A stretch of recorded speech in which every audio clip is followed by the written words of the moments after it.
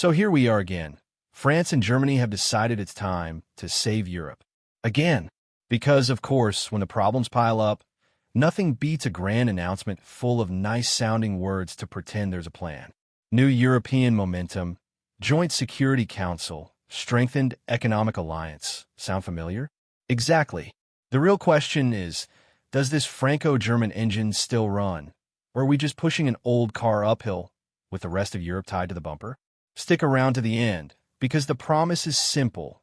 We'll unpack how this new honeymoon between Paris and Berlin could end up costing dearly for the rest of the continent. Germany's new chancellor, Friedrich Merz, chose Paris as his first official destination, a symbolic and strategic visit. Standing alongside Emmanuel Macron, he announced a reset in the relationship between Germany and France, with promises of military, economic, and diplomatic cooperation. Among the highlights, a joint defense and security council, regular meetings, and a coordinated effort for economic reforms and defense investments. All of it wrapped in speeches about European sovereignty, competitiveness, and, of course, unconditional support for Ukraine. But why now? Simple. Merz takes the helm after the collapse of Olaf Scholz's government, a dysfunctional coalition that paralyzed German foreign policy. And he's stepping in at a critical moment. The war in Ukraine rages on. The U.S. under Trump threatens to turn its back on Europe, and trade tensions with China are escalating out of control. In other words, Europe is cornered. And when things get tight, Paris and Berlin look at each other and say, let's lead. The question is, lead where? Merz promises European leadership, while his own election took 2 voting rounds and exposed deep fractures within his coalition. A leader who barely controls his own parliament wants to lead the continent? Macron, on the other hand, sells himself as a European statesman while facing a fractured country, constant protests, and a far right gaining traction ahead of the next elections. The two of them preach stability while standing on quicksand. And the idea of Franco-German economic coordination sounds great, until you remember their priorities are completely at odds. France wants public spending. Germany wants austerity. France pushes for industrial subsidies. Germany fears market distortions. Not to mention the military side.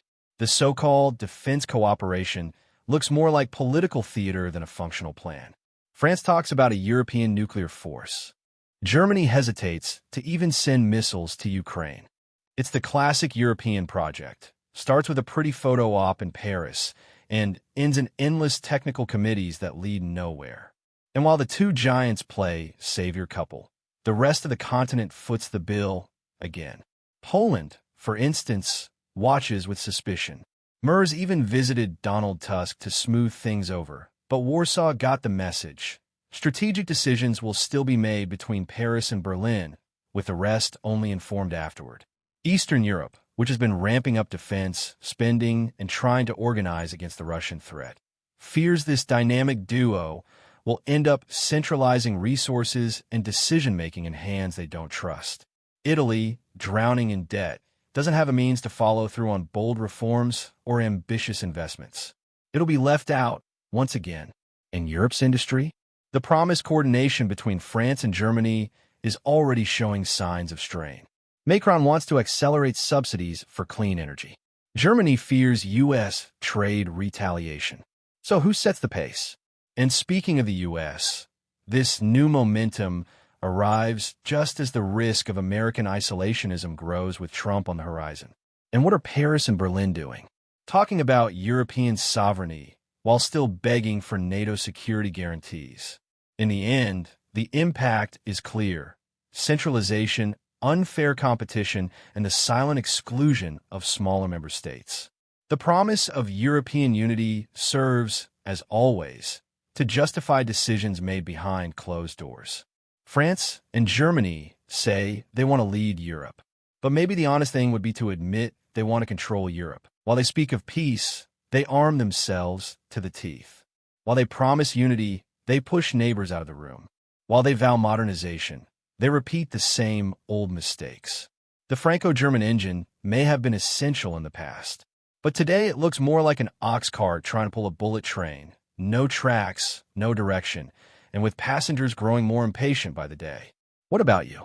Do you believe in this new European momentum, or are you tired of watching Paris and Berlin play saviors of the world at everyone else's expense?